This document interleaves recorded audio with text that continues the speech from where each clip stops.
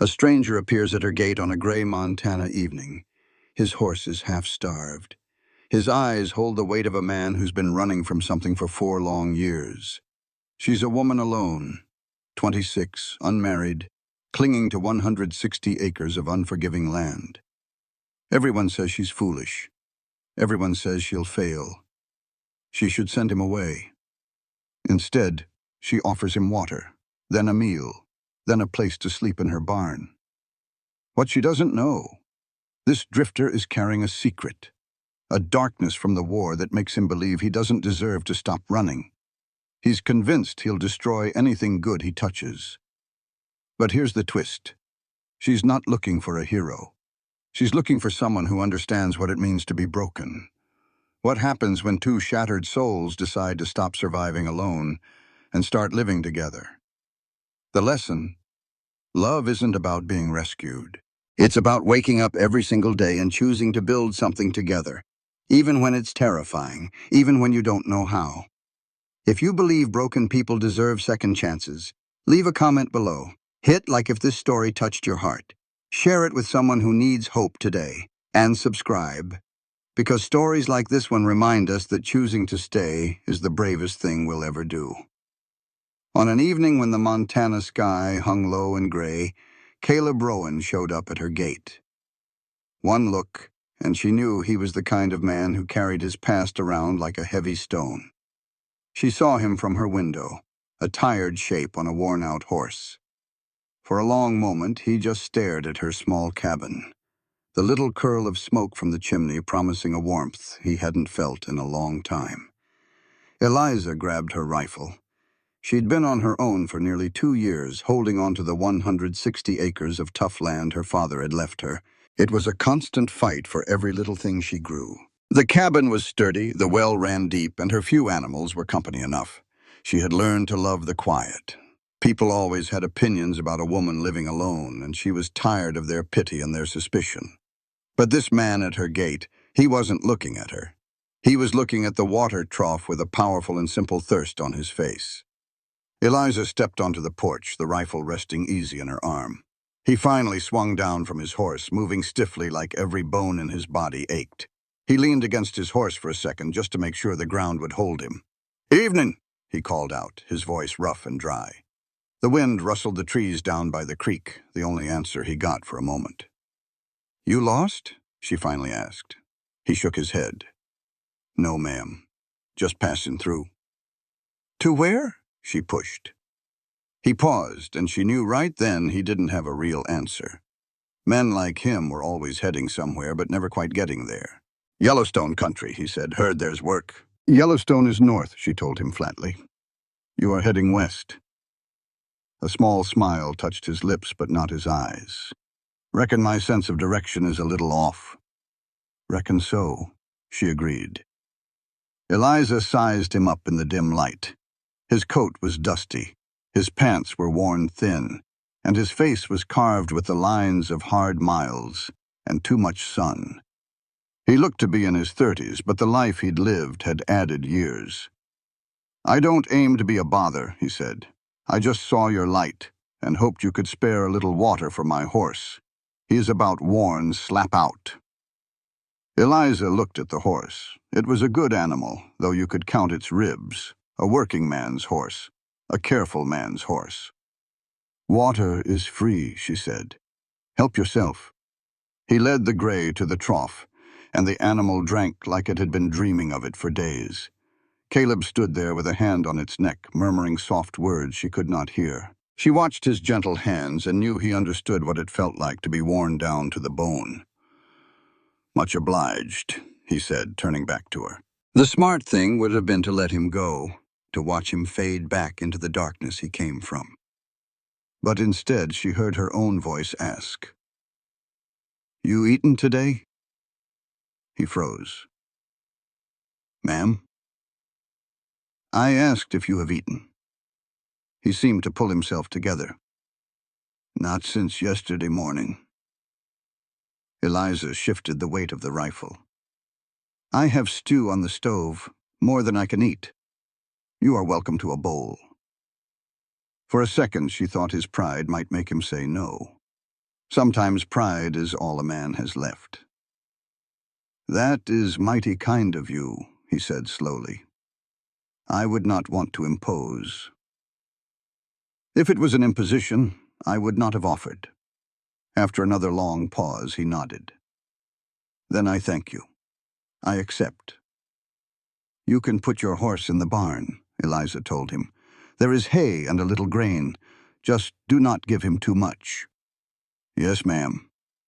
She went back inside, leaving the door open. It was a risk, letting a strange man know she was all alone. But she had a feeling about this one. He was not a dangerous man. Dangerous men do not ask. Still, she kept the rifle within reach. The cabin was warm and smelled of wood smoke and venison stew. It was a simple one-room home with a fireplace, a table her father had made, and shelves holding all she had left of her family. She put 2 bowls of stew on the table with thick slices of bread, then sat down in her chair with the rifle across her lap and waited. He took his time tending to his horse. She could hear the soft sounds from the barn, his low voice, the rustle of hay. When he came to the door, he had taken his hat off and stood there against the last bit of purple daylight. "Come on in before you let the cold in with you," Eliza said. He stepped inside, and in the warm lamplight she saw the deep exhaustion in his face. His eyes were the color of a winter sky. She pointed to a peg by the door. "You can hang your coat." He did, moving with a careful quietness.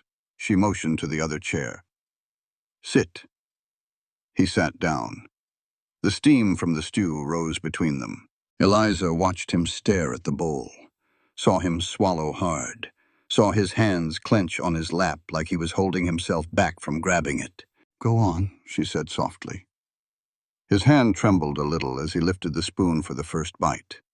Eliza watched his eyes close and saw his throat work to swallow it down. When he looked up again, his eyes were full of a deep, nameless exhaustion. "This is mighty good," he rasped. "Real good. Thank you." They ate in a comfortable silence, with only the sounds of spoons on bowls and the crackling fire between them. He ate slowly, with a control she found herself respecting. After he wiped his bowl clean with a piece of bread, she refilled it without asking. He looked at her with pure wonder. "You sure you can spare it?" "I'm sure." That second bowl seemed to erase some of the hollow look from his face. By the time he was finished, it was pitch dark outside and the wind was starting to rattle the house. Eliza lit another lamp and poured coffee from the pot on the stove. "I don't have any sugar," she said, placing a cup in front of him. "Don't need it." The quiet between them felt natural. This man, Caleb, seemed content just to be. Finally, he set his cup down and met her eyes. "I appreciate the meal, Miss Hartwell. Eliza Hartwell. And the water for my horse. I'll be out of your hair by morning." "Where will you go?" He hesitated. "I'll find a spot to camp down by the creek. I don't want to trouble you anymore." Eliza took a good long look at him then. She saw how he held himself so carefully, as if he was afraid of taking up space. She saw the worn-out elbows on his shirt and his calloused, strong hands. "There's a storm coming," she said plainly. "You can feel it. I've slept through worse. I don't doubt it. But my barn has a dry loft with clean straw. It's yours if you want it." He studied her face, trying to find her angle, her motive. She met his gaze without flinching. "Why?" he finally asked. "You don't know me from Adam." "That's true," she acknowledged. "But I figure a man who treats his horse that well probably isn't the kind to cause trouble." A rough sound that might have been a laugh escaped him. "That's a heck of a way to judge a man's character." "You have a better way?" He thought on it. "No, ma'am, I suppose I don't." "Then it's settled. You'll sleep in the barn." A real laugh came out of him that time, and it made him look younger. "Yes, ma'am." He stood and grabbed his hat. At the doorway, he paused and looked back. "Miss Hartwell, I am truly grateful for all of this. It's been a while since anyone showed me kindness without wanting something." "Then you've been keeping company with the wrong sort of people." "Story of my life," he said quietly, before pulling the door gently shut behind him. Eliza sat in the lamplight, listening as the wind picked up and the first drops of rain began to fall. She should have been afraid, with a strange man sleeping so close by. Instead, she felt something she had not felt in a very long time. She felt curious. The rain hammered the roof all night. Eliza lay awake in her bed, listening and thinking about the man in her barn. She wondered if he was warm and dry, or if he was lying awake just like she was, staring into the dark. Morning came gray and wet. Eliza dressed in the chilly air and started the fire. She made coffee and breakfast, setting out 2 plates without really knowing why. For all she knew, he had already slipped away in the dark. But when she opened the door, she saw him. He was working on her fence in the drizzle. Eliza watched from the porch as Caleb Rowan drove a new post into the ground where an old one had rotted through. He had found her tools and worked with an easy, practiced skill. His coat was dark with rain, but he did not seem to notice the weather at all. She watched him pack the earth around the post and test his work with both hands. "What are you doing?" she called out. He looked up. "Morning, Miss Hartwell." "You didn't answer my question." He straightened up, wiping mud from his hands. "I noticed the fence was in bad shape. I thought I would make some repairs before I left. Payment for the meal and the shelter." "I didn't ask for payment." "I know. But I don't like taking without giving something back." Eliza walked down from the porch, ignoring the rain soaking her dress. "You don't owe me anything." "Maybe not.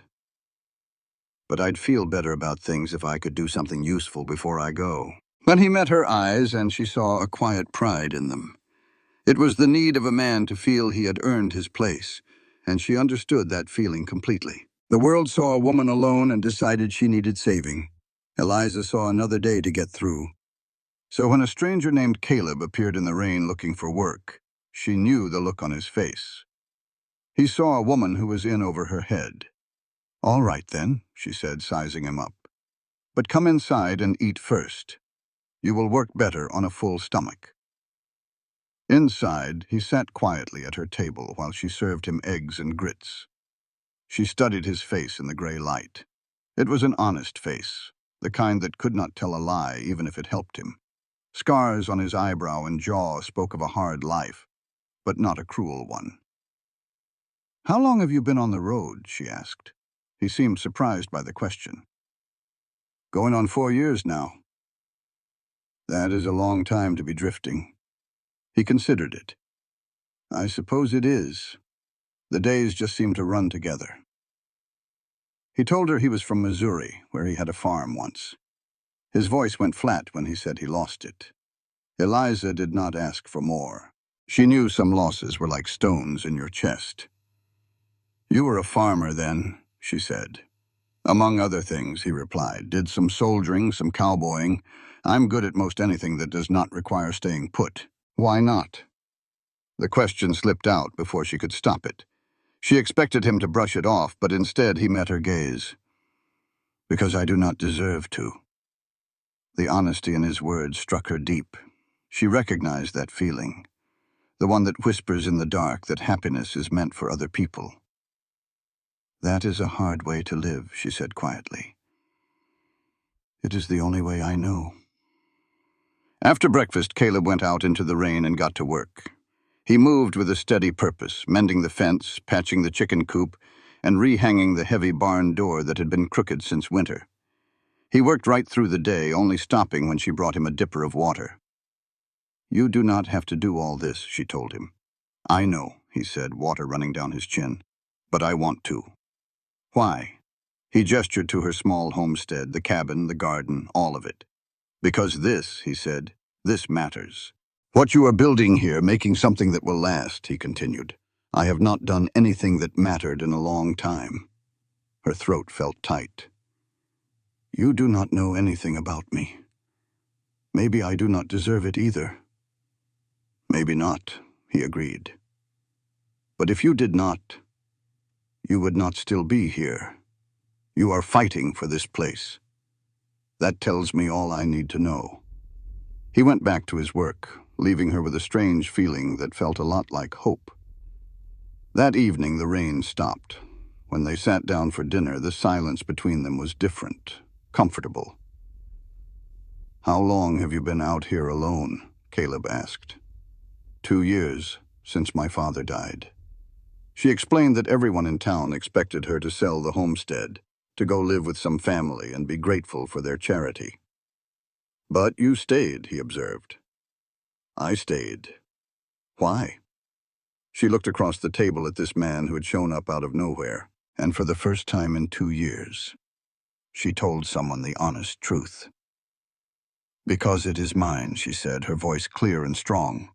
"My father built this place from nothing. I nursed him here, and I buried him on that hill over there. This land has my sweat and my tears in it. I will be damned if I give it up because people think a woman cannot manage on her own." "Can you manage?" he asked, his eyes searching hers. "I have so far." "That is not what I asked you." She let out a breath. "Barely," she admitted. "Some days I barely manage at all. But barely is enough to keep this roof over my head and my name on the deed." Caleb nodded slowly. "I understand that," he said. "After the war, I tried to go back home, but I had changed too much. I could not make myself care enough to make it work, so I walked away." "And you have been walking ever since," she said. "Yes." "Do you regret it?" He was quiet for a long moment. "Every single day," he said finally. "But I do not know how to stop, to—" She felt a wall she had built inside herself begin to crack. "Maybe you do not have to stop," she said softly. "Maybe you just have to slow down and catch your breath." He looked up, and in his eyes she saw the same fragile hope that was starting to bloom in her own chest. "How long can I stay?" he asked. The question should have scared her. It was foolish and dangerous to let a strange man stay.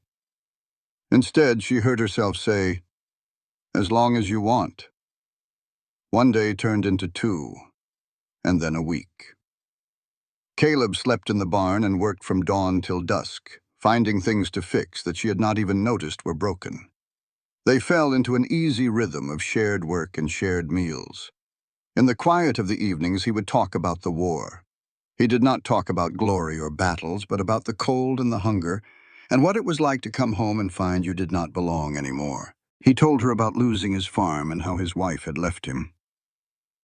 "I was not a good husband," he confessed one night, looking into the fire. "I was only 19 and thought love was like the seasons, something that just happens. I did not understand it as something you have to work at, something you choose every day." He looked at her. "Do you think a person can learn how to love the right way?" "I do not know," she answered honestly. "I have never been in love." His eyebrows rose. "Never?" "Never. There was a boy when I was 17, but nothing came of it. After that, there was just work and taking care of my father. Now I am 26 years old, and I have never been courted, never been kissed, never—" She stopped, her cheeks growing warm. "Never what?" he asked gently. She met his intense gaze and said, "Never had anyone look at me the way you are looking at me right now." The words hung in the air between them, and she knew right then that everything was about to change. Her breath catch. "How am I looking at you?" he asked quietly. "Like I matter." He stood and crossed the room to kneel in front of her so they were eye to eye. "You do matter, Eliza. Anyone who cannot see that is a plain fool." She wanted to look away, but his gray eyes held hers with a tenderness she had been starving for. "I do not know what I am doing," she whispered. "Neither do I. I am frightened." "So am I." "Then what do we do?" Caleb reached up and gently touched her face. His calloused fingers were careful, as though she were precious. "We start slow," he said. "No pressure. We just see what happens, if that is all right with you." Eliza nodded, unable to speak. Good. He stood and held out a hand. Come walk with me. She took his hand, and they walked out under stars so bright they felt close enough to touch. The air smelled of sage and possibility. Down by the creek, he spoke again. I want to stay, Eliza. Not just for a few days, but for longer, if you will have me. If you will. Why? Because I am tired of running. When I'm here with you, I feel like maybe I could stop. Maybe I could be the kind of man who stays. She turned to face him in the starlight. I do not want promises you cannot keep. I am not making promises. I am just asking for a chance. So what was he asking for, really? Just a chance for two souls who barely knew how to live for themselves, to learn how to live for each other. Eliza felt a sting behind her eyes. That was the most painfully honest thing anyone had ever told her. Is that a yes? He asked. She looked at this man, this stranger who showed up asking only for water, and had become someone she couldn't stand to see walk away. Yes, she breathed. Stay. A slow smile spread across his face, gentle as the morning sun. Thank you. They just stood there in the quiet dark, holding hands. Two lost people who had found each other and decided to take a terrifying chance on not being alone anymore. When Caleb finally walked her back, tipped his hat, and headed for the barn, Eliza went to bed with a feeling she had not known for years. It was the feeling that she might just have a future worth waking up for. The days stretched into weeks, and spring gave way to a hot Texas summer. That little homestead began to truly blossom under their shared effort. The garden she had fought to keep alive now thrived with Caleb's help, full of beans and squash. He laid down a proper wood floor in the cabin, built her shelves for her books, and a bench by the door for muddy boots. They worked together, and bit by bit, they learned one another. Eliza discovered that Caleb hummed old army songs while he worked. He was left-handed, couldn't stand cold coffee, and had a deep fear of small spaces from a long-ago mine collapse. He could fix almost anything, but had no patience for cooking. Caleb learned that Eliza named every one of her chickens and read her daddy's books until the pages were worn thin. He found out she was a dead shot with a rifle, more stubborn than a mule, and that her smiles were rare gifts. They fell into a rhythm, knowing what the other needed without a word. The silence between them was never empty, but full of a comfortable understanding. They were gentle with each other, never pushing for more than was offered. That is, until a blistering hot evening in early July drove them down to the creek. As they sat on the bank, cooling their feet in the water, Eliza finally spoke. Tell me something real. Caleb looked over at her. What do you mean? Something true about yourself. Something you don't normally say. He was quiet for a good long while. I'm scared, he said at last. All the time. Scared I'll mess this up. Scared I'll wake up and the urge to run will be stronger than the reason to stay. Scared I'm not the good man you seem to think I am. And what kind of man is that? A man worth believing in. Eliza leaned her head on his shoulder. You are that man. You can't know that for sure. I know enough, she said softly. I know you're honest and kind, and you have never once made me feel like I needed saving. You being here, still here, that's what matters. Caleb put his arm around her, and they watched the stars pop out one by one. After a time, he said, Your turn. Tell me something real. I'm scared too, Eliza admitted. Scared of wanting this too much. Scared of how it'll hurt if you leave. And I'm afraid, she hesitated, that I've waited so long for something like this. I won't know how to be with someone. Caleb turned to her, his eyes serious in the dim light. Eliza, there ain't no rule book for this. It's just two people, doing their level best not to cause each other pain. Is that enough? It's what we've got. She nodded, the truth of it settling deep in her bones. Before she could lose her nerve, she whispered, "Will you kiss me?" He went completely still. "Are you sure?" "I am so tired of being careful," she said, her voice shaking a little. "I want to know what it feels like with you." He cupped her face in his hands and leaned in slow. When his lips met hers, it was gentle and questioning. And in that moment, it felt like a long locked door deep inside her finally creaked open, letting go of all the loneliness she had been carrying. The kiss was short, but it left her trembling. "You all right?" Caleb asked softly. She could only nod, and he gathered her close, holding her while tears she had not shed for years finally came. "I'm sorry," she choked out against his shirt.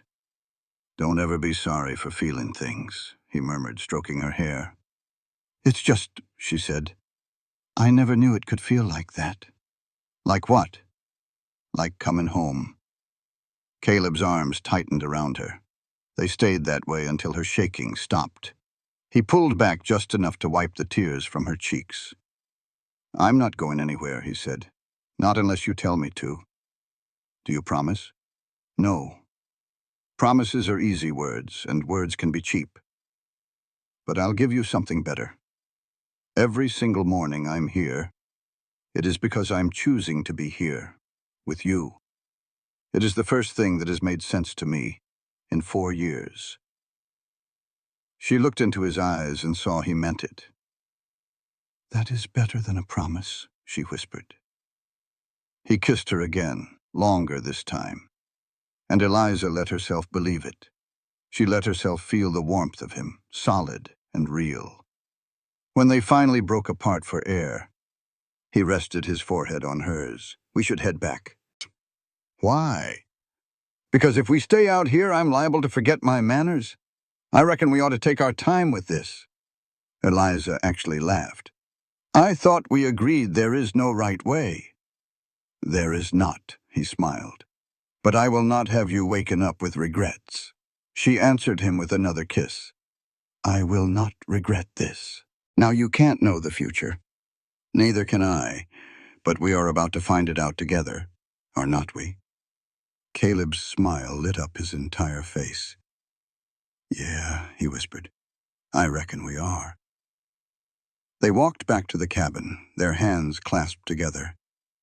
And for the first time in a long time, Eliza did not have to face the night alone.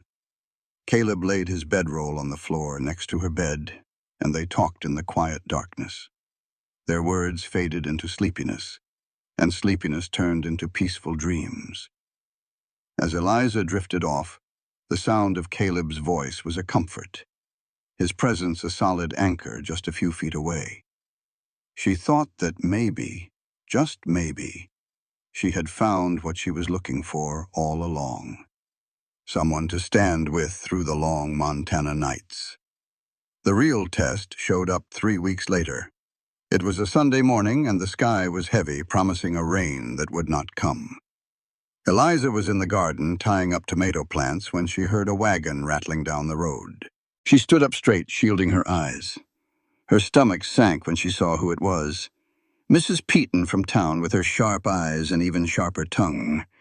And right beside her sat Reverend Walsh in his dusty black coat. Caleb spoke quietly from right beside her. "Company. You want me to make myself scarce?" Eliza wiped her dirt-stained hands on her apron. "No. You live here now. You do not have to hide." He looked at her, his jaw tight. "Living here and being accepted are two different things, and we both know it." She shook her head. "I do not care what they think." The wagon pulled up and Mrs. Peaton climbed down. She carried herself like a woman who believed she was the final word on what was right and wrong. The Reverend followed her, a thin man with kind eyes that had seen too much to be quick to judge. "Miss Hartwell!" Mrs. Peaton called out, her voice a little too bright. What a lovely surprise. Eliza walked to meet them, with Caleb a step behind her. "Mrs. Peaton, Reverend, this is unexpected." "We were just passing by," Mrs. Peaton said, her eyes sliding past Eliza to land squarely on Caleb. Her smile turned brittle. "I see you have company." "He is not company," Eliza stated plainly. "This is Caleb Rowan. He is helping me with the homestead." "Is that so?" Mrs. Peaton's eyebrows shot up. "How hard-working." "And where exactly is Mr. Rowan staying?"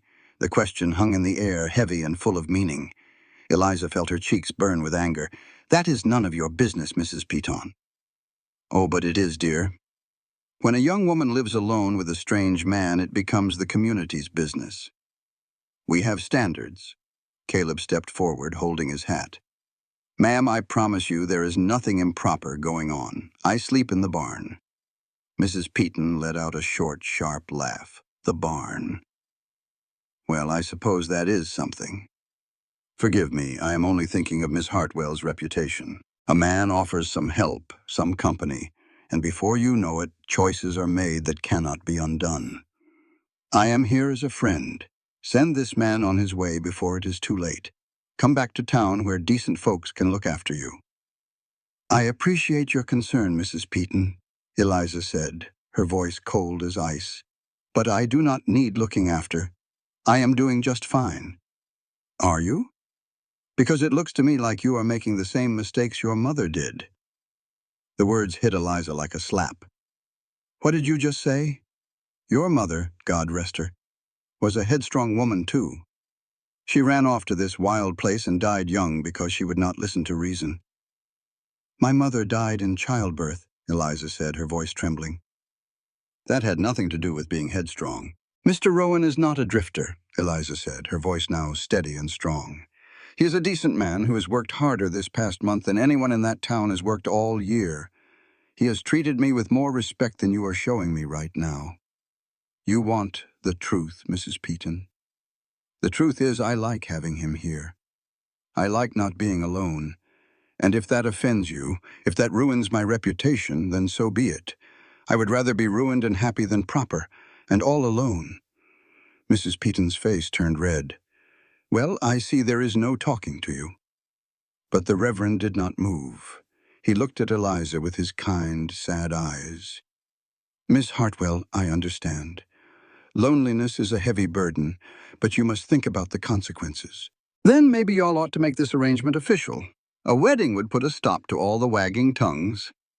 Eliza felt her face burn hot. "We are not—" "It is not like that." The Reverend's eyes were full of knowing, but he wasn't being cruel. "Forgive me, but I have looked after folks on this frontier for 20 years. I can tell when two people have feelings for each other. There is no shame in that, Miss Hartwell. But there are proper ways to handle these things. What the Reverend means to say," Mrs. Peaton cut in, her voice all sugar and poison, "is that if you plan on keeping this man here, you should marry him. Make it an honest situation. Otherwise, people will think, well, you know what they will think." Eliza glanced at Caleb. He was just watching her, his face a mystery. "We have not spoken of marriage," she said, her voice low. "Then you should," Reverend Walsh said, "before life makes the choice for you." The meaning of his words hung in the air, heavy and sharp. "Before you end up carrying a child. I believe it is time for you to go," Eliza said, her voice hard as ironwood. Mrs. Peaton sniffed. "We only came here out of concern for your soul, Miss Hartwell. If you are too bull-headed to take good advice, then whatever happens next is on you. I can live with that." The two visitors got back in their wagon and left, the Reverend looking only sad. Eliza stood in the yard, wrapping her arms around her middle, feeling exposed and judged. Caleb came and stood beside her. He did not touch her, but she felt his warmth. "Are you all right?" "No." "Do you want to talk about it?" "No." They stood there for a long time, watching the dust settle. Finally, Caleb spoke. "They are not completely wrong, you know." Eliza turned to him. "About what? That this is a complicated business? That folks are going to talk? I do not care what people say." "Maybe you should." He ran a hand through his hair, looking frustrated. "I do not want to be the cause of you losing your good name." They already look at me funny. I am the woman who was too stubborn to sell her father's land. I am the spinster who lives alone and does not need saving. One more reason for them to disapprove will not change a thing. It might if you ever want a normal life. A family. She gave a short, bitter laugh. Let me tell you about being ruined, Caleb. I was ruined when my father died and left me with nothing but this land. I was ruined when I decided I would rather work my fingers to the bone than bat my eyes at some farmer, hoping he would marry me. By their standards, I have been ruined for years. You being here just gives them something new to gossip about. Caleb was quiet for a bit. And marriage? What she said about making it official. Eliza's heart gave a hard thump against her ribs. Is that what you want? I am asking what you want. I do not know. She looked away toward the far-off mountains.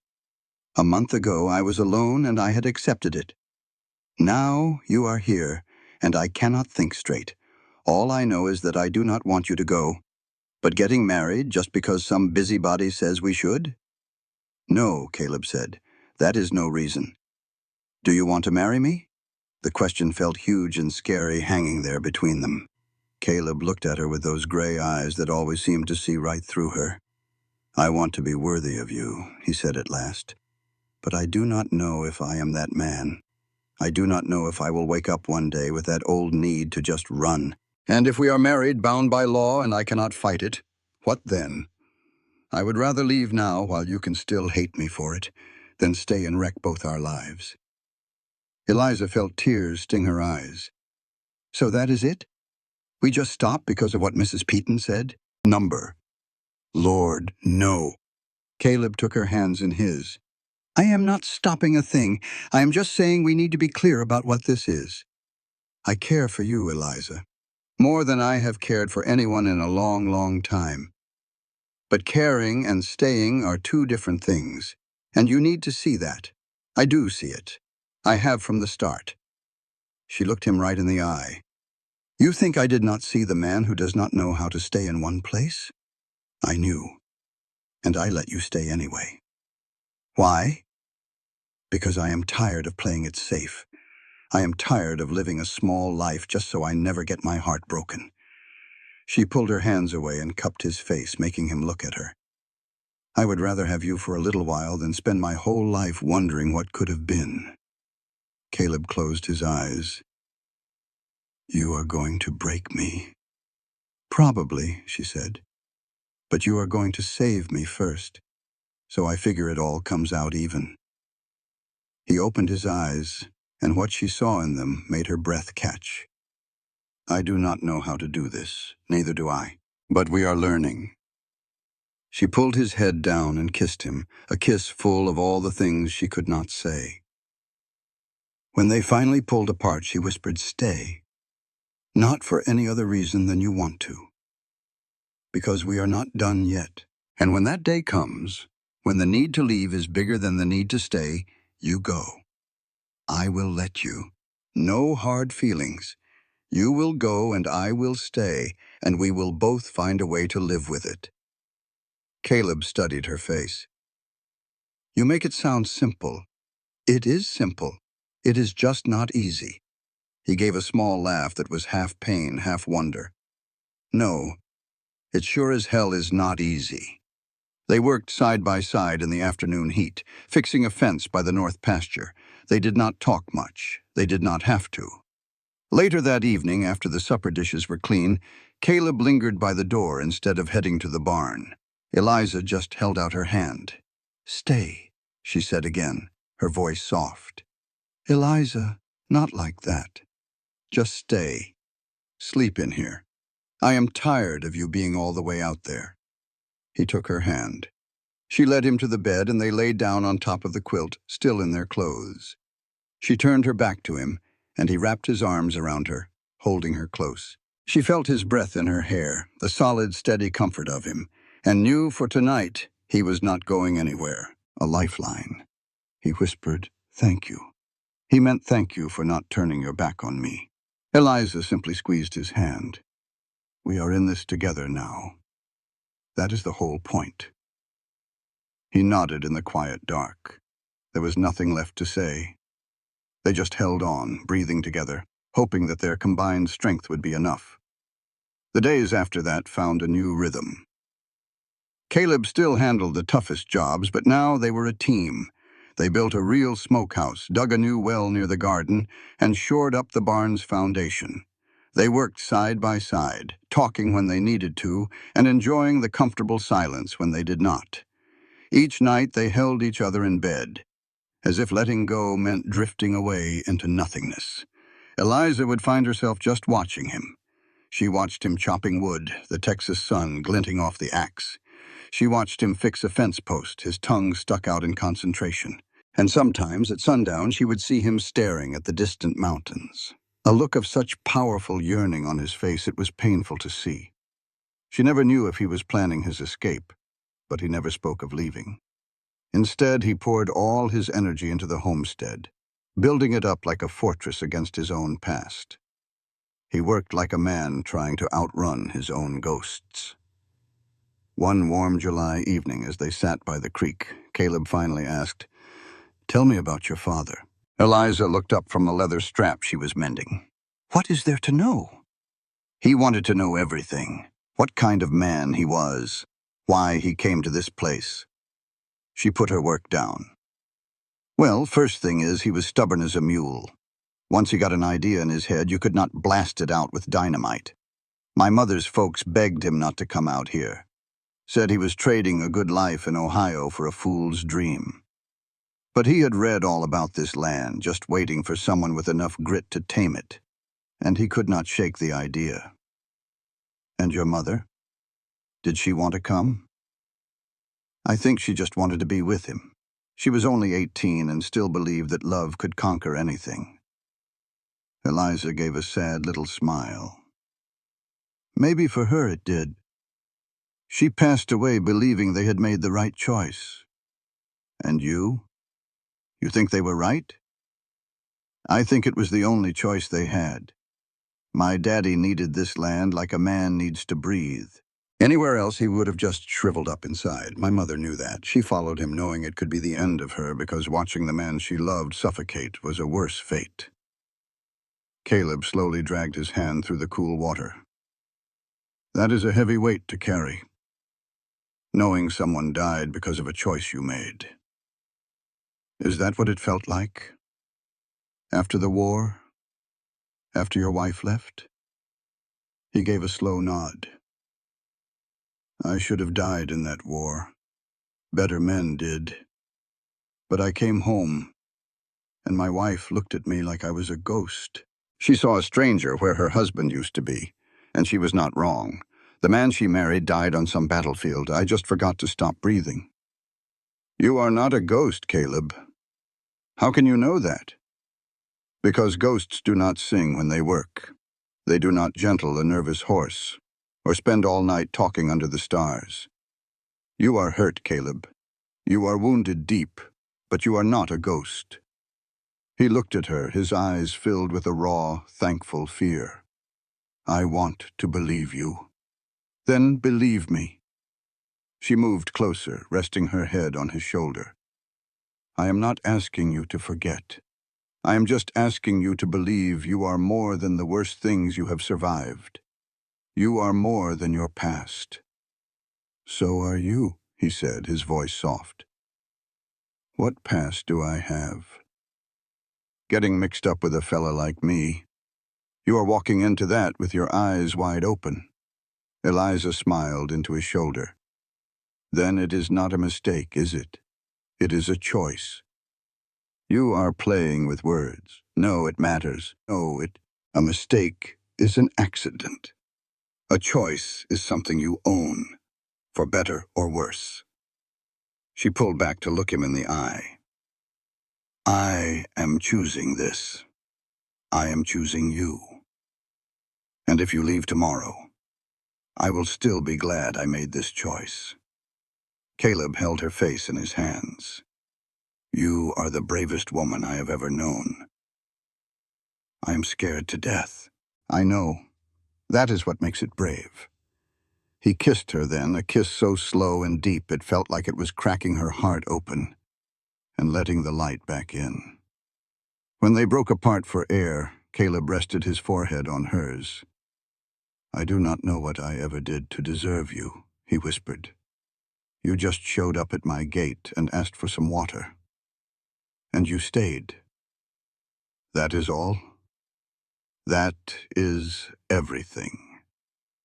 They stayed by the creek until the sky was full of stars. When they walked back to the cabin, holding hands, Eliza felt a flicker of hope she thought was long gone. The big storm hit 2 days later. It came on fast, the way Texas storms do. The sky turned a sick, greenish black, and the wind howled through the trees like a banshee. They scrambled to get the animals into the barn and tie down everything that was not nailed to the ground. They had just made it inside when the sky opened up. The rain came down so hard you could not see 10 feet in front of your face. Lightning tore the sky apart, and the thunder sounded like cannons. Eliza saw Caleb flinch with every clap. She saw him disappear inside his own head, to a place filled with smoke and shouting. "Hey," she said, grabbing his hand. "You are here with me. You are safe. It is only a storm." But his eyes were 1,000 miles away. He was not in the cabin. He was back on a battlefield, watching things she hoped she would never have to imagine. "Caleb," she pulled him toward the bed. "Come here, lie down." He followed her like a man in a trance. She pulled him down and wrapped herself around him, holding him tight as his body shook with the memory of war. She whispered comforting words, stroked his hair, and just held on. After a while, the shaking stopped. The storm moved on, leaving everything clean and quiet. Caleb's breathing grew steady, and just when she thought he was asleep, he spoke in a low voice. "I am sorry." "For what?" "For being so broken." "You are not broken. You are human." She kissed his forehead. "And even if you were, I would not care. Broken things can still be good." He turned in her arms to face her. In the dim light, she saw the wet tracks on his cheeks. "I killed men in that war. Boys, some of them. Younger than me. I can still see their faces. You'll see. I know. How can you even stand to be near me? Because what you did is not who you are. You were a soldier trying to survive. That is not the same as being a monster." "Is it not?" "No," she said, her voice firm. "A monster chooses to be cruel. War is different. War is hell. You do what you have to do to stay alive. Someone has to carry the weight of it." "Then carry it," she said. "But do not let it convince you that you are past saving. Do not let it poison every good thing you have left." Caleb looked deep into her eyes. "How are you so sure about me?" "I am not sure, but I am choosing to believe in you. That is what love is, I suppose. Choosing to believe." The word just hung there in the air between them. Love. It had slipped out, and now she could not take it back. "Eliza," he breathed. "I know it is too soon. I should not have—" He silenced her with a kiss that was both fierce and desperate. When he pulled away, his eyes were shining. "I love you too," he whispered. "I think I have loved you since that first night you gave me stew and did not ask for my story. I just did not think I was allowed to say it." "You are allowed." She kissed him again, softer this time. "You are allowed to be happy, Caleb. I do not know how. Then we will figure it out together."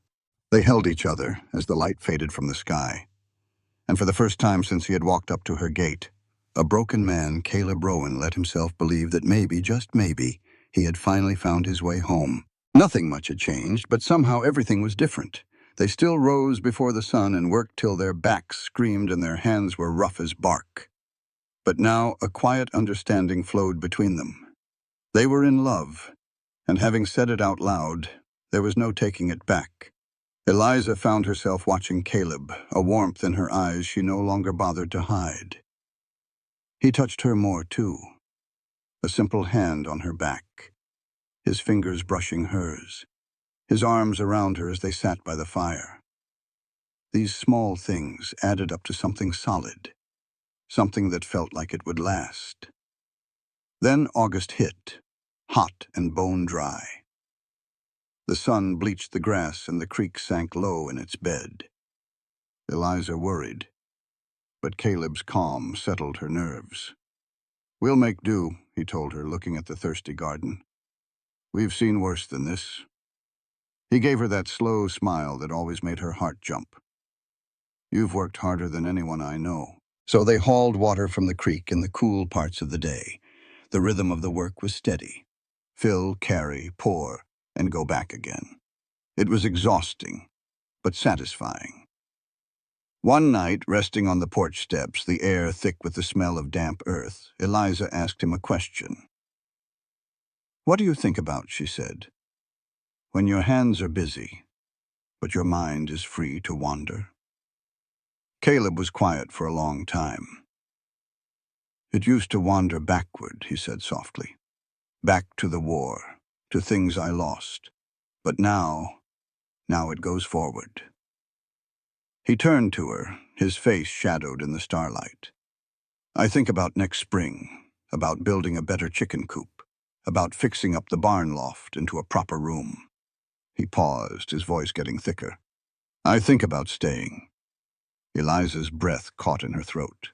"I think about it every single day," he admitted, "and it scares the daylights out of me." "Why does it scare you?" she asked. "Because when you want something this bad, it can be taken away. And I don't think I could stand to lose this." She took his hand in hers. "Then don't lose it," she said simply. "Choose to stay. Choose it every day, until you forget what it was like to always be leaving." "Is it really that simple?" he asked. "No," she said, "but it's that important." A couple of weeks later, the annual town dance was coming up. Eliza never went because of all the pitying looks and nosy questions. But this year, Caleb asked her to go. "Why?" she asked. "I thought it was time we stopped hiding," he said, turning his hat over in his hands. "Time folks knew we're together." "We aren't hiding," she replied. "We're just private." "Eliza," he said, setting his hat aside, "I know what people are saying, that I'm taking advantage of you. I want them to see us walk in there side by side. I want them to know this is real, that we chose each other, and we're not ashamed of it." He looked her straight in the eye. "I'm tired of living like we're doing something wrong, when this is the most right thing I have ever done." Tears burned her eyes. "You really want to go to a dance with me, even if I can't dance a lick?" A small smile touched his lips. "Who says I can't dance?" "Can you?" she challenged. "Well, no," he admitted. "But I'm willing to make a fool of myself." She laughed, a watery sound. "All right then, we'll go. But if you step on my toes, I'm leaving you on that dance floor." "Fair enough," he said, his eyes shining. They got ready all week. Eliza fixed up her mother's old blue dress, and Caleb shaved with her father's razor. Eliza's stomach was all tied up in knots. "What if they're mean?" she whispered. "What if their words hurt you?" Caleb looked at her steady. "Words are just air, Eliza. They can't break a man. The war took all the words that could ever hurt me." He stepped close and tipped her chin up. "But I'll tell you this. If they say one thing to hurt you, I might just have to start a fight. I'm not fooling." She gave him a quick, soft kiss.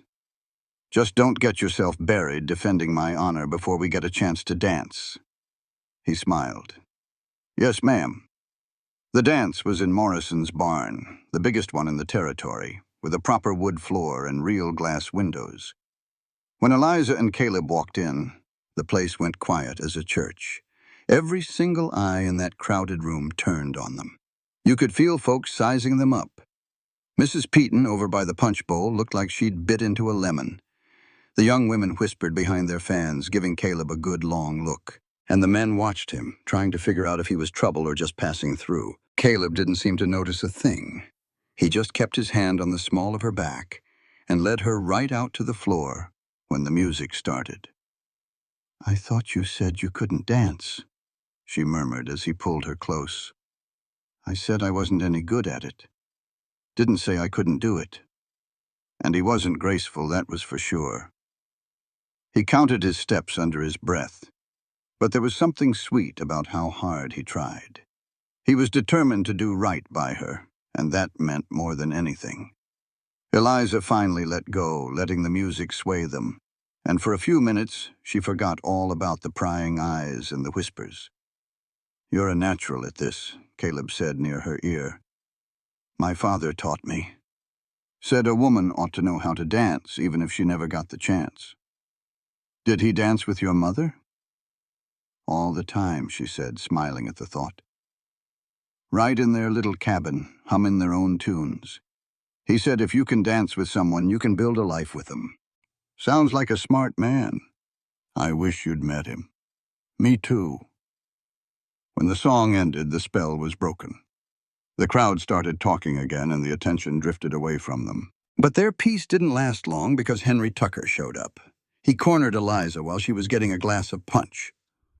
Tucker was a rancher whose land bordered hers, a hard man known for getting what he wanted. He'd already tried to buy her place twice since her father passed. "Miss Hartwell," he said, tipping his hat. "You're looking fine." "Mr. Tucker, I'm surprised to see you here." His eyes slid past her to Caleb. "I see you brought a friend. Is that the new hired hand I've been hearing about?" "Mr. Rowan is my partner, not my hired hand." Tucker raised an eyebrow. "Partner? That's one way to put it." He watched Caleb for a moment. "Where'd he come from?" "I don't see how that's any of your business." "It's my business when a stranger shows up next door and nobody knows a thing about him. For all we know, he could be a thief or a man on the run." Eliza's anger started to simmer. "He is not." "Are you sure about that?" Tucker said, his voice low. "I've seen his type before. They drift in, make themselves useful to a lonely woman, and one day they're gone, along with everything valuable. I appreciate your concern, Mr. Tucker, but you're wrong." She turned to leave, but he grabbed her arm. It wasn't rough, but it was firm. "I'm just trying to look out for you, Eliza. Your father would want that." She pulled her arm away, her eyes flashing. "The only one I need looking out for is you, with your constant offers for my land. At least Caleb is honest about what he wants." Tucker's face went hard. "You're making a big mistake." "Then it's my mistake to make," she said, and walked away, her heart hammering. He was wrong, but he'd planted a seed of doubt. She found Caleb outside, leaning against the barn and looking at the stars. "What's wrong?" he asked, seeing her face. "Henry Tucker was just warning me about you. Said you were probably a con man who preys on lonely women." Caleb stood up straight, his face a mask. "And what did you say?" "I told him to mind his own business," she said, then hesitated. "But Caleb, he's right about one thing. I don't really know anything about you, not the important things." He looked at her for a long time in the quiet dark. "You want the whole story?" "Yes." He took a deep breath. "All right. After I lost my farm back in Missouri, I drifted. Worked as a cowboy, washed dishes in Denver. Heard about silver in Colorado and tried my luck in the mines for about 8 months. But I couldn't take being underground. I felt like I was suffocating." He paused. "So I headed north to Wyoming, worked as a ranch hand for nearly 2 years. It was good, honest work. The foreman was a good man who taught me how to build things right. But then he died in an accident, and his nephew took over." "What happened?" "The nephew was crooked. He started stealing cattle from the neighbors and changing the brands. That's the kind of business that gets a man hanged. I told him I wanted no part of it. He told me I was either with him or against him, and if I was against him, I'd better disappear because men who know too much have accidents." A chill went down Eliza's spine. So you ran? I left, he said. Wouldn't call it running, but I knew it was time to move on, to check just how much trouble he might be in. Caleb looked her straight in the eye. I am not a wanted man, Eliza. I have never stolen a thing, and outside the war I have never taken a life. But I have left places when things were about to get ugly. I do not have references or papers, nothing but my own word to prove who I am. And you want me to just take your word for it? Number one, I expect you to look at the last 2 months and decide if you trust the man you have seen. I have worked hard for you. I have been honest. That has to mean something. It does. But I still do not truly know you. What if I am wrong? What if this is just a game and one day you will be gone with everything I own? In his eyes, she saw he was hurt, but he understood. If that is what you think of me, then I probably should leave. I cannot build a life with someone who is always waiting for the other shoe to drop. I do not think that. I am just scared. Scared of what? Of being played for a fool. Paid for. Of loving you so much I cannot see straight. He stepped closer and held her face in his hands. This is real, Eliza. I swear to you, this is real. I am not a perfect man, and I have made mistakes, but I am not lying about what I want. I want to stay here and build a life with you. I want to be the kind of man you deserve. How can I know you mean that? You cannot. That is what faith is all about. Believing in something you cannot prove. And I know I am asking a lot from you, asking you to trust a drifter with nothing to his name, but I am asking because you are worth the risk. Eliza studied his face, searching for any hint of a lie. All she saw was the man who had been there for her, steady and solid. The man who fixed her fences and held her when the storms rolled in. The man who loved her. I do trust you, she whispered. I am just so afraid of losing all this. Me too, he said. But we can be afraid together. She nodded and he pulled her close, holding her tight as the music played on in the barn. When they walked back inside, hand in hand, they danced 2 more times. Driving home under the bright stars, Caleb spoke. Thank you. For what? For giving me a chance when you had every reason not to. I had plenty of reasons to take that chance. Name one of them. You sing when you work, she said with a small smile. Men with bad intentions do not do that. He chuckled, surprised by her answer. That is your standard, is it? Whether or not a man can carry a tune, it is as good as any. And you always feed the animals before you feed yourself. Plus, you look at me like I hung the moon, even though I am just a stubborn woman with dirt under my nails. You did hang the moon, Caleb said, his voice serious. For me, you did. Before you, my world was dark. Now there is light. Tears welled in Eliza's eyes. That is the most beautiful thing anyone has ever said to me. They rode the rest of the way in a comfortable quiet. Later he held her close and whispered, I am going to prove I am worth believing in. You already have, Eliza mumbled against his chest, just by staying. But she wondered if staying would be enough to chase the fear away. The answer arrived 2 weeks later with the rain. It was not a summer storm, but a steady, soaking rain that just would not quit.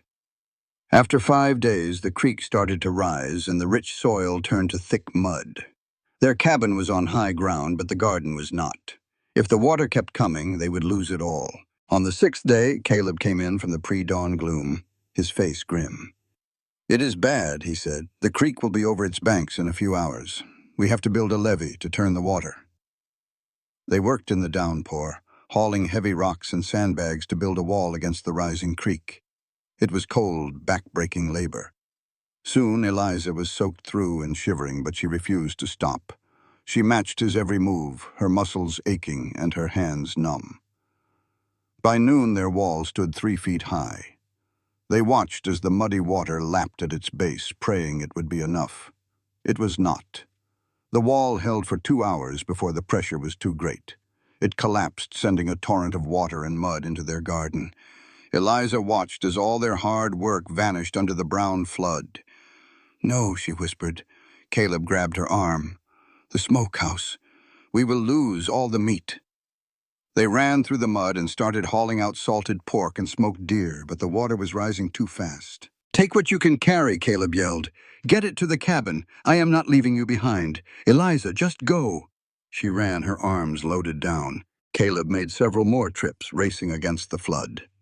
When he finally stumbled inside with the last of it, the water was already knee-deep around the smokehouse. They stood in the doorway, drenched and bone-tired, watching the creek take what it wanted. The garden was gone. The smokehouse was leaning, its foundation washed away. "How much did we lose?" Eliza asked, her voice empty. Caleb calculated in his head. "Maybe half our winter food. The garden is a complete loss, but we saved most of the meat, and the grain is safe in the barn. We will make it, but it is going to be tight." "Tight," she said with a brittle laugh. "All that work, and the creek just swallowed it whole." "I know. What are we supposed to do now?" Caleb wrapped an arm around her. "We do what folks like us always do. We survive. We figure it out. If we have to, I will find work in town. We will get through this, Eliza, I promise." She wanted to believe him. But watching the floodwaters cover up months of their labor, she felt that old fear return. The fear that no matter how hard she fought, this land would beat her in the end. Caleb turned her to face him. "Hey, look at me. Hey, look here. We are going to make it through this, you hear me? We are going to be fine. How can you be so certain?" he said. "Because we have each other. And with you by my side, we are stronger than anything this land can throw at us." Eliza wanted to fight him on it, to list all the reasons love could not stop a famine or bring back dead crops. But the sheer belief in his eyes made her own fear quiet down. "All right," she whispered. "We will survive. You bet we will." That night, the rain finally gave up. By dawn, the floodwaters started to pull back, leaving a thick blanket of muck and ruin. They spent the whole next day trying to save what little they could. While standing knee-deep in that thick, sticky mud, Eliza realized everything had changed. She and Caleb were not just two people sharing a roof anymore. They were a team, forged in hardship and a stubborn refusal to quit. He caught her when she slipped. She grounded him when his old pains tried to pull him under. They were a single unit. And that night, bone-tired in their bed, she finally said the words she had been holding back. "Marry me." Caleb froze beside her. "What did you say?" "Marry me. I know it is not proper. I know I am supposed to wait for you, but I am done with proper. I want this to be real, to be official. So when the next disaster hits, and you know it will, we will face it as husband and wife." He pushed himself up on his elbow, his face a shadow in the dark. "Are you sure about this?" "I have never been more certain of anything in my life. Eliza, I cannot buy you a ring. We do not have money for a wedding. All I can give you is myself. That is all I have ever wanted." She reached up, her hand gentle on his cheek. "Just say yes, Caleb. Please." The silence stretched on so long she thought her heart might break. Then a smile spread across his face like the morning sun. "Yes," he whispered. "I will marry you 1,000 times. Yes." When his lips met hers, she tasted the salt of tears and knew they were both crying. They had chosen to stay, to rebuild, and to belong to each other. Completely. Whatever was coming, they would meet it together. 3 days later, they stood in Reverend Walsh's little church. Mrs. Heaton was their only witness. For all her sharp words, she was a woman who did her duty. Eliza wore her mother's blue dress, clean and pressed, with wildflowers Caleb had picked from the meadow. Caleb had on his one good gray shirt and had cut himself shaving. Eliza had dabbed the spots with her handkerchief before they left. The service was short and to the point. The Reverend spoke of commitment, of two becoming one, and the hard work of marriage. He did not talk about love or romance. He talked about enduring the tough times and building a life that would last. When it was time for their vows, Caleb's voice was strong. "I, Caleb Rowan, take you, Eliza Hartwell, to be my wife. I promise to stand by you, through good and bad, whether we have plenty or nothing at all. I will work hard and be an honest man.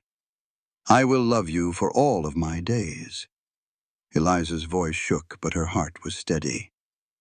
I, Eliza Hartwell, take you, Caleb Rowan, to be my husband. I promise to trust you and believe in you. I will help you build a life that honors our past and creates a future worth fighting for. I will be your strength when you are weak and love you with everything I have for as long as we live. Reverend Walsh pronounced them man and wife. Caleb's kiss was so gentle, so full of wonder, as if he could not believe she was truly his. Nearby, Mrs. Heaton sniffled into a handkerchief, clearly more moved than she let on. Well, she said, that is that. You two are married now. I surely hope you know what you are getting into. We do, Eliza said, her voice full of confidence. We will see about that. But her tone was softer than usual. When she shook Caleb's hand, she held on for a moment. You take care of her, Mr. Rowan. She has more grit than sense sometimes, but she is a good woman. I know it, Caleb said softly. I will do my best for her. See that you do. The September sun was bright when they stepped outside, and Eliza felt a weight lift from her shoulders. They were truly married. No more gossip, no more questions. They were husband and wife, and that simple truth made all the difference. On the ride home, Caleb took her hand in his. How does it feel to be Mrs. Rowan? Eliza thought about the name. She had been Eliza Hartwell for 26 years, and a part of her mourned letting that go. But another part felt a thrill for this new life. It feels right, she said. A little strange, but right. And you? How does being a husband feel? He let out a breath. It is terrifying, and it is wonderful. I feel like I just made a promise that will take me a lifetime to keep. You do not have to be perfect, Caleb. You just have to be here. I know, but you deserve perfect. No, she squeezed his hand. I deserve a real man, and that is what you are. That is more than enough for me. That night felt different, even though it was spent just like all the others, tangled together in their small bed. This was not just for comfort anymore. This was a husband and wife starting a life. But being married did not stop the work. The next morning, they were right back in the ruined garden, clearing away the mess. The flood had taken almost everything. It would be years before the soil was good again. We should work on that new plot, Caleb said, pointing to some higher ground. If we clear it this fall, we can plant in the spring. It means starting over completely. We have started over before. Eliza looked at all the stumps and brush they would have to clear, and felt tired just thinking about it. But Caleb was right. They had been through worse, and they had made it. They worked hard all through September and into October, clearing that new piece of land bit by bit. The weather held, giving them sunny days and cool nights that were perfect for the back-breaking labor. Slowly they were taming that wild patch of ground, and Eliza felt a powerful pride in what they were building with their own two hands. It was during that time she first felt the change inside her. At first, it was just a sickness in the mornings and a weariness that sleep could not fix. She tried to ignore it, blaming it on the hard work and the stress of the flood. But then she missed her monthly for a second time, and she could not deny the truth any longer. She was pregnant. The thought hit her so hard she had to sit down on a tree stump. A baby. She was going to have a baby. A wave of fear and happiness washed over her. A baby was a huge responsibility, another person to feed when they barely had enough for themselves. But it also meant family. It meant that something good and new could grow from all this hardship. It meant her father's line would continue right here on this homestead. She kept the secret from Caleb for a while. She did not know how to say the words. They had never once talked about having children. It always seemed like a dream for someday, for a time when just surviving was not their only goal. But it looked like someday had arrived a whole lot faster than they had planned. Some folks figured Eliza and Caleb were a lost cause, two souls scarred by hardship just holding on to each other out on the prairie. But this story is about how the strongest roots grow in the toughest soil, and how a quiet secret can change everything. Eliza knew sooner than she let on. but she had no idea how Caleb would take it. She finally told him 3 days later on a Sunday evening.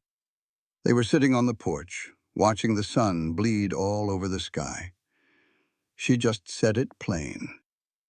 "I am pregnant."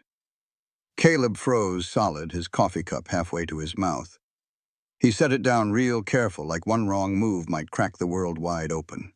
"Are you sure?" he asked. She nodded. "As sure as a woman can be. Twice now, and sick every morning." He just sat there for a long moment, and a cold panic started creeping into Eliza's heart. Then he turned, and his face was wet with tears.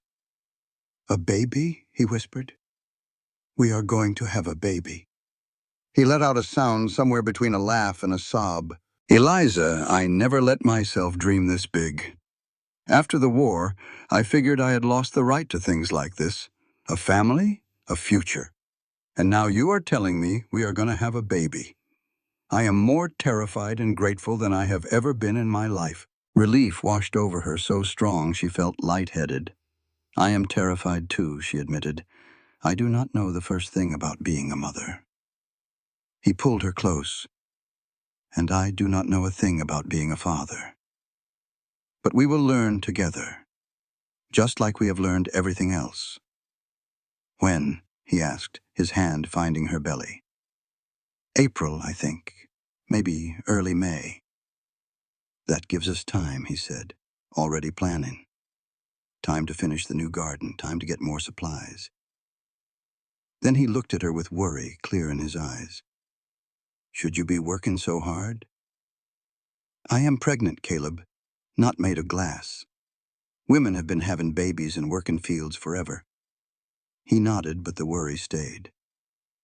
"All right," he said, "but you promise me you will rest when you need to." "I promise." They sat like that as the dark rolled in, his hand resting on her stomach, as if he could already feel the tiny new life growing in there.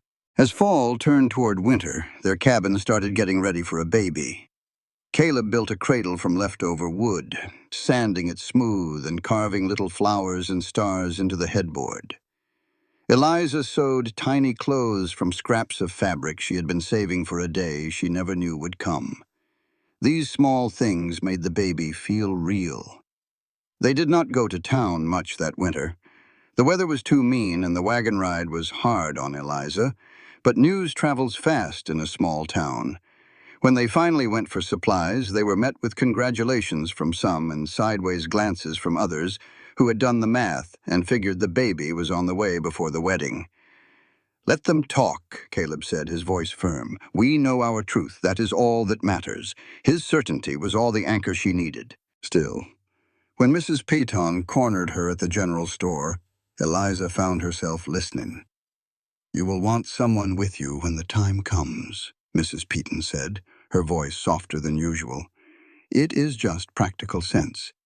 You are too far out here to get help if things go wrong. I have helped deliver more babies than I can count. I can come stay with you when it gets close." Eliza was stunned. "Thank you," she managed to say. "That is very kind." Mrs. Peyton just nodded. "You eat plenty of good food, and do not let that husband of yours work you into the ground." Then she looked Eliza square in the eye. "You know, I thought you were making a terrible mistake with Mr. Rowan, but I have been watching you two. You chose a good man. He will take care of you." Eliza smiled a real smile. "I know," she said. Walking back to the wagon, Eliza felt a warmth spread through her chest. For so long she had been judged by these people. To feel even a grudging acceptance felt like a victory. "What was that about?" Caleb asked. "Mrs. Peyton offered to help with the delivery," she told him. He raised an eyebrow. "Well, that is surprisingly decent of her." They rode home as the sky threatened snow. Soon they would be shut in until spring, but they were ready. They had food put up, wood stacked high, and the cabin was tight against the cold. Most important of all, they had each other. December hit hard, burying them under 3 feet of snow. They spent the days inside, reading by the firelight while the wind howled. In those long, quiet evenings, they shared the parts of themselves they had kept hidden. Caleb told her about a hard childhood and a war that hollowed him out. Eliza told him about a life of loneliness, growing up tough because she had no other choice. "Do you ever wish things had been different?" Caleb asked one night. "Sometimes," she admitted. "I used to wonder what it would be like to have friends, to have choices. But now," she looked around the little cabin, at the life they were building. "Now I think everything happened just the way it was meant to. If my life had been any easier, I never would have ended up here. I never would have met you. The easy path does not make you strong. It is the hard ground that shows you what you are made of." Caleb took her hand. "Well, what are we made of, Eliza Rowan?" he asked. "The same thing you are," she said, "stubbornness and hope."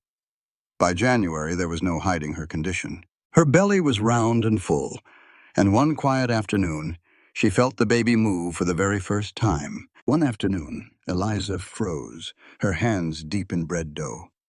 She felt a tiny flutter inside her, like the wings of a butterfly. She held her breath, waiting. There it was again, a little stronger this time. "Caleb!" she called out, her voice tight with emotion. He came running from the barn, his face full of alarm. "What is it? Is it the baby?" She took his hand and pressed it flat against her belly. "Just wait," she whispered. They stood there for a long moment, and then the little kick happened again. Caleb's eyes grew wide with pure wonder. "Was that—" He dropped to his knees on the cabin floor, wrapping his arms around her waist and pressing his cheek to her stomach. "Hello in there," he whispered. "I'm your father, and I promise I'm going to do my best to be a good one." Eliza tangled her fingers in his hair as tears of joy rolled down her cheeks. She knew, deep in her bones, that this was right. Whatever came their way, the three of them would face it together. They were a family, bound and determined to build a life that would last. The last of their food was gone before the storm finally quit. On the third night, when the wind died down enough to hear a whisper, Caleb spoke up. "I've been doing some thinking," he said. "Thinking about what happens when the baby arrives. About how in the world we are going to manage. Just the two of us, working this land, raising a child, and trying to get back what the flood washed away. It is a heavy load. We will handle it. We always do." "I know," he said. "But I reckon we should think about hiring some help. Someone to handle the heavy work so you are not running yourself ragged with a newborn." Eliza immediately felt her back go up. "We do not have that kind of money." "Not yet," Caleb agreed. "But if I pick up some building work in town this spring, we could save enough for a summer hand. It would make things easier." "I do not need easy." "I know you don't, but maybe you deserve it. Maybe we both do." He took her hand. "I'm not saying you can't do it. You are the strongest woman I know. I am just saying you should not have to do it all by your lonesome." Pride was one thing, but looking at Caleb's worried face, she knew he was right. "All right," she finally said. "If you find the work, we will hire someone. But just for the summer." He smiled. Just for the summer. They survived the winter on pure grit. By March, the first green shoots poked through the mud, and Eliza's belly was so round she could hardly see her toes. Mrs. Paton came to visit, just like she promised. She checked on Eliza with a no-nonsense air. "Baby's sitting right," she declared. "Should be a simple enough delivery." She gave Eliza a sharp look.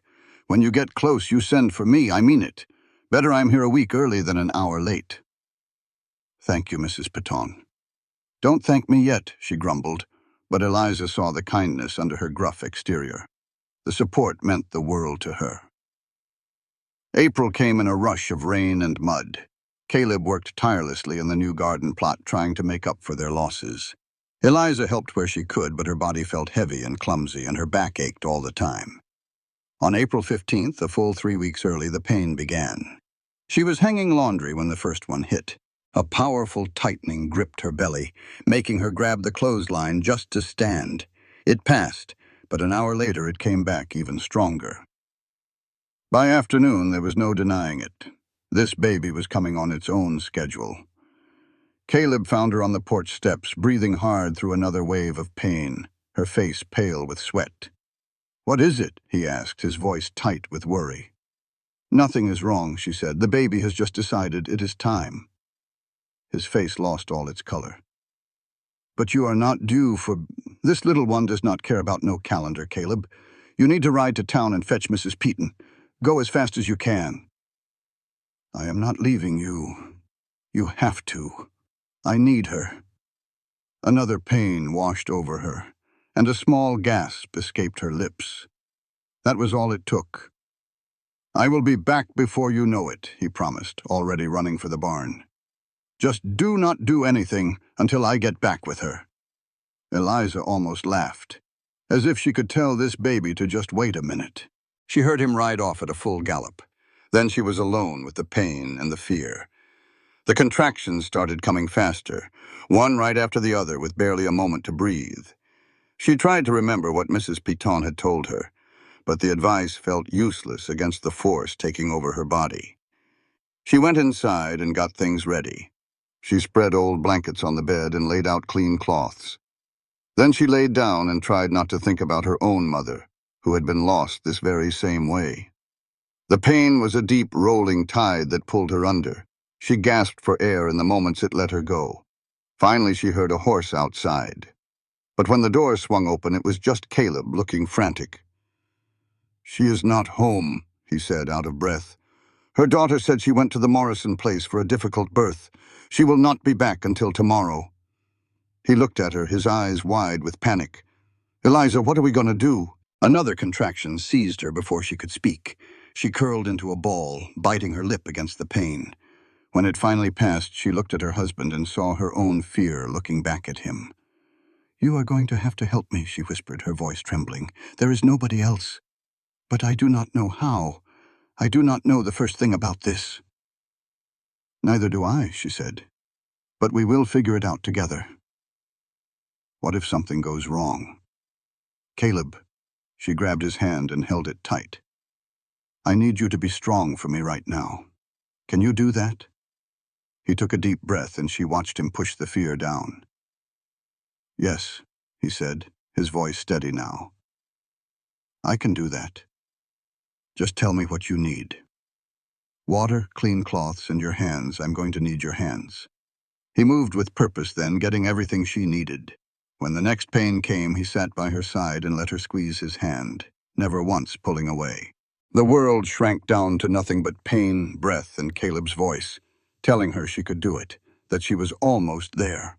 "I cannot," she cried out when the pain became too much. She was certain she had made a terrible mistake. The thought of having a baby now seemed like madness. "I cannot do this anymore," she gasped. "Yes, you can," Caleb whispered, his voice steady. "You are the strongest woman I have ever known." But her mother had died this way. "You are not your mother, Eliza. You are you. And you are going to get through this." Sometime in the deep of the night, everything changed. The pain found a purpose. Her body took over, and a powerful urge to push washed over her like a tidal wave. "I think," she panted, "I think it is time." Caleb moved to her feet, his face pale but resolute. "I see the head, Eliza. I can see our baby's head. You are doing it." She pushed with the next wave, pouring every last bit of her strength into it, and felt a profound shift. The pain was unbelievable, but now there was progress. There was movement toward an end.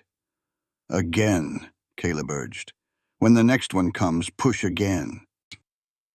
She did, over and over, until finally, with a great surge of pressure and a sob of pure relief, the baby came into Caleb's waiting hands. For a heart-stopping moment, the world was silent. The baby did not cry, it did not move. Caleb just stared at the tiny child, his expression unreadable. Is it?" Eliza could not finish the question. Then, a tiny gasp for air, followed by a wail so fierce and full of life that Eliza began to laugh through her tears. Caleb was crying too. his face wet as he gently placed the baby on her chest. "It is a girl," he said, his voice thick with emotion. "We have a daughter." Eliza looked at the perfect wrinkled face and felt her heart break wide open. This was her daughter, hers and Caleb's. This tiny human who just 9 months ago was not even a thought, now felt more real than anything else in the whole world. "Hello?" she whispered, her finger tracing an impossibly small hand. The baby's fingers closed around hers with surprising strength. This was love without limits. This is what her mother must have felt. Caleb helped her with everything that followed. He moved with a quiet confidence he did not know he possessed. When it was all done, they were settled. Eliza was propped up with pillows, the baby nursing at her breast. Caleb sat beside them, one arm around his wife, his finger captured by his daughter's tiny fist. The sheer magnitude of what they had just done settled over them. "We did it," Eliza said, her voice filled with wonder. "You did it," Caleb corrected. "You were the bravest person I have ever seen." He kissed her forehead gently. They sat in the warm lamplight, simply watching their daughter breathe. They counted her tiny fingers and toes, admiring the dark fuzz of hair on her head. "What should we name her?" Caleb asked. Eliza had thought of many names, but now only one felt right. "Sarah. For my mother. Sarah Hope." Caleb repeated the name softly. "Hope. I like that. It is what she is. Our hope." They drifted in and out of sleep for the rest of the night, waking at every small sound from Sarah. When the morning light finally came, Eliza felt brand new. She was a mother. The next morning, Mrs. Peaton bustled through the door with a gust of energy.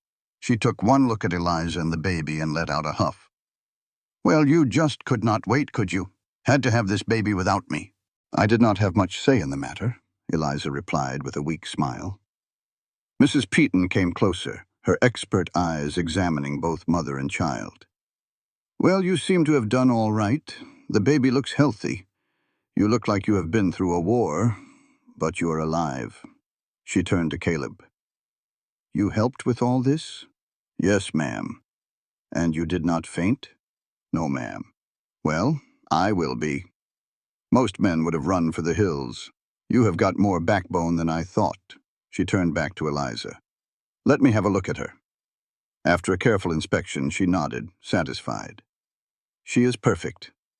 A little on the small side, but that is fine. Keep her warm and make sure she nurses, and she will be strong in no time." She handed Sarah back. "You did a good job, Eliza.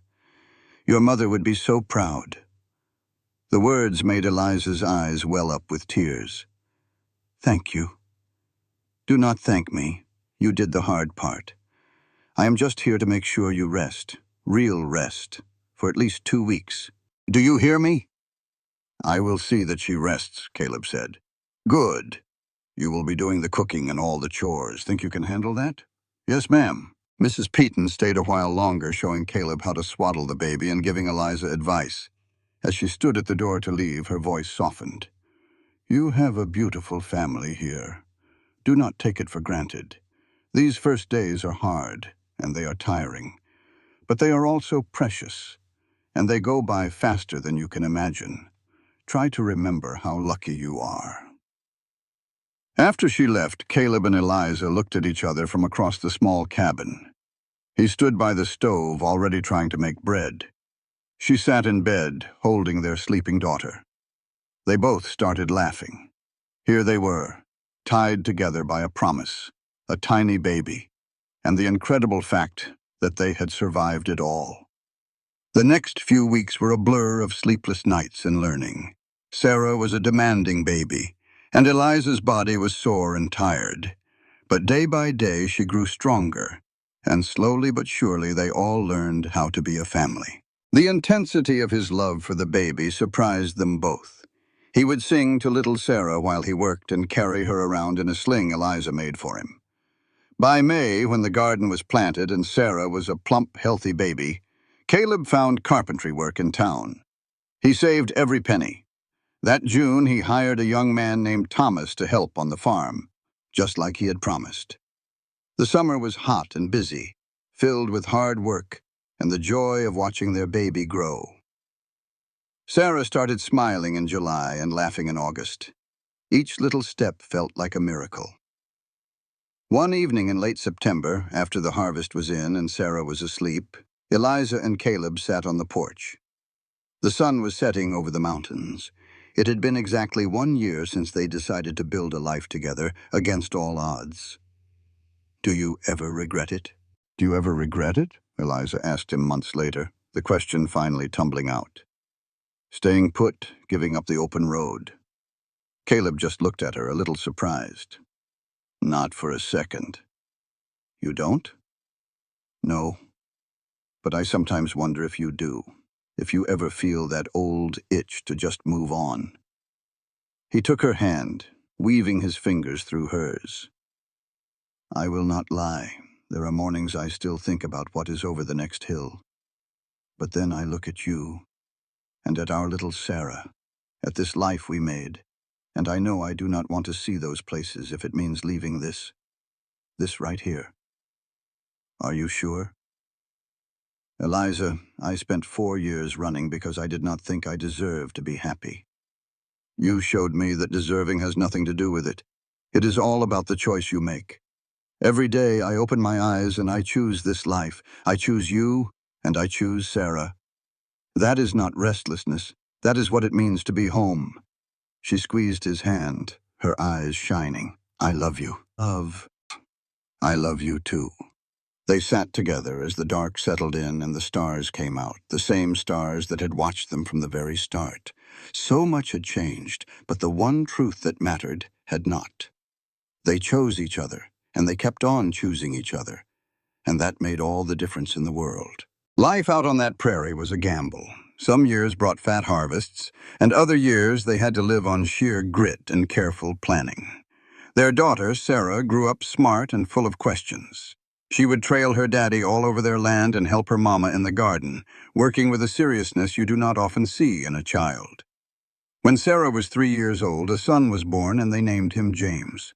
2 years later, another little girl, Emma, joined the family. That cabin started to feel mighty small and was always filled with the sounds of a growing family. Caleb built another room to give them some breathing space. They got more land and more animals, putting down roots that went deep.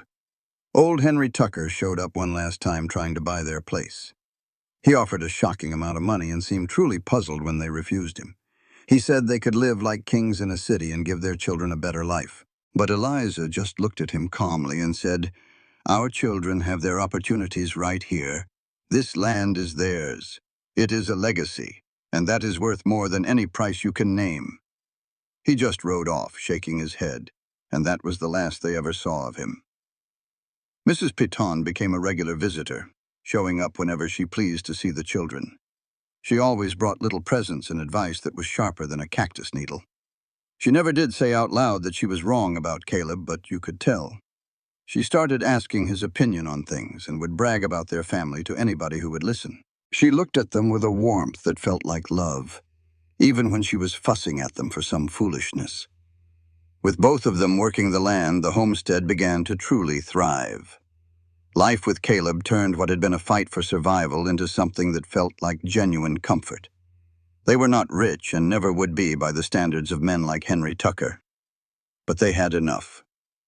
On their 10th anniversary, Caleb finally gave her a simple gold ring. He slipped it on her finger by the firelight while the children were asleep. Tears welled in her eyes because she had never expected such a thing. He told her, "I wanted to wait until I could afford something that would last, something you could pass down to Sarah or Emma one day." She just whispered, "It is perfect. You are perfect." That night, they came together with the comfortable rhythm of two people who knew each other completely. Afterwards, with his arm around her, Eliza thought about the woman she had been 10 years ago. That hard, lonely woman would not recognize this life. She would never believe the stranger who came to her gate for water would become the sun her whole world turned around. She would not understand that a marriage could make you feel vulnerable but also stronger than you ever were alone. But Eliza knew it now. Love was not about being rescued. It was about waking up every single day and choosing to build something together. It was trust, earned through hard times and celebrated in the quiet ones. One spring morning, a lot like the one when Caleb first came, she watched him mending a fence while their children played. Sarah was 14 now, strong and stubborn like both her parents. James, at 11, was quiet like his father, good at fixing things. And Emma, who was 9, was curious and completely fearless. Caleb looked up and saw her watching. He gave her that slow smile that still made her heart jump, and he raised a hand. She waved back, a simple motion that held everything they had built. He had asked her once, a long time ago, if she ever regretted telling him he could stay. The question had seemed so important back then. But now, looking at the children who were here because two broken people found each other, the question felt silly. Regret meant wishing you could change a choice. But every good thing in her life grew from that one moment she decided to offer a tired man more than just water. Sarah shouted that the chickens were in the vegetables, and Eliza turned to help, laughing. This was her life. It was not quiet or easy, but it was full of noise and mess, and so much love. Caleb finished with the fence and came over, wrapping his arm around her waist. They stood together, watching their children chase chickens all over the yard. "Do you remember the flood?" Eliza asked. "When we lost it all, and I asked you to marry me." "Of course," he said. "I was so scared then. I was scared we would not make it, that I had made a terrible mistake tying you to this place."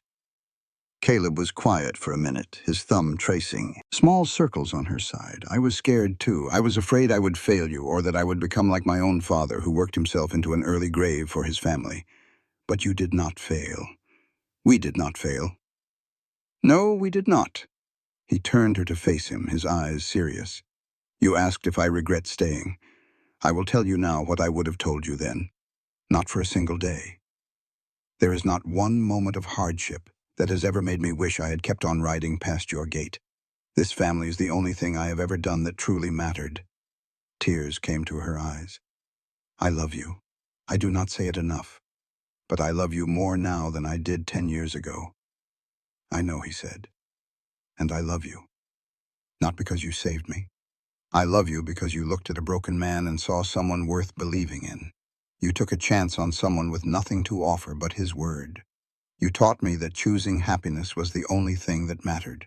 They kissed right there in the garden as their children laughed and the chickens ran wild. Eliza thought about Mrs. Peaton's warning from years back, that a woman's reputation, once damaged, could never be fixed.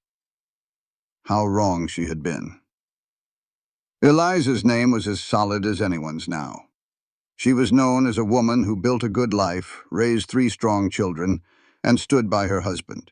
If folks remembered the old talk, they kept it to themselves. Success has a way of quieting old gossip. Mostly, she thought about the woman she was before Caleb, who believed strength meant never needing anyone. That woman was just surviving, confusing getting by with winning. The woman she had become knew that real strength was about letting someone stand with you. It was about building something together that neither one could have built alone. As the sun got higher, Eliza looked over their homestead one last time. The cabin he had built onto, the garden they had saved, the children who were their future. All of this came from that one choice to say yes when every bit of sense told her to say no. And standing there with her husband's hand in hers and their children's laughter all around, Eliza knew she would choose it all over again. Every hard day, every single doubt, because this noisy, messy, beautiful life was worth everything it took to make it. They started out as strangers, became partners, and built a family. It did not happen because of some grand romance, but because of the simple daily choice to keep choosing each other. They chose to build instead of break, to stay instead of run, and to love instead of fear. And in the end, that was more than enough. It was everything. This content was carefully researched, developed, and manually edited by our team to deliver meaningful stories with valuable life lessons. Every narrative is crafted to entertain, inspire, and empower our audience. We believe that great stories can change lives, and we are committed to bringing you content that matters. Thank you for being part of our community.